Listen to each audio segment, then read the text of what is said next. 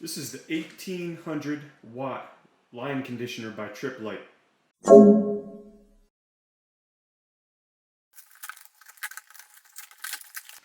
Owner's manual.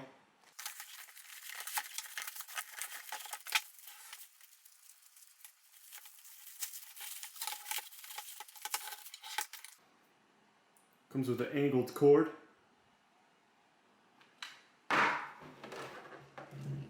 Six outlets in the back. There's a power switch right here. This is good for 1800 watts, which is typically the max amount of wattage you can put through a regular circuit. We have all your indicator LEDs on the front here. Very high, high, normal, low, very low, line fault, line okay. So here we are on the Tripp Lite website, and this is the LC1800. I'd like to show you something. If we scroll down here to the voltage regulation section, this is really cool. Input voltages between 112 and 127 are just passed directly through the line conditioner, the power conditioner, unchanged. Now, if the input voltage goes over 128 volts, it's going to be reduced by 3%. If the input voltage between 111 and 103 volts, it's going to be boosted by 9%.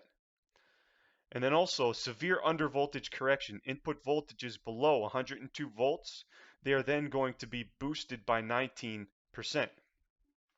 And then you have the corresponding LEDs on the front. It's going to let you know which state that it's in and how much it's boosted.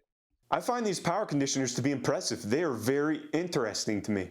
It's almost like you have a power strip, but it has way higher surge protection, and on top of that it has precise voltage regulation on it, and I could definitely see this as a use case. If you have something that doesn't have a built-in power supply that can regulate that voltage and it's sensitive to voltage fluctuation, there's definitely a use case for this line conditioner.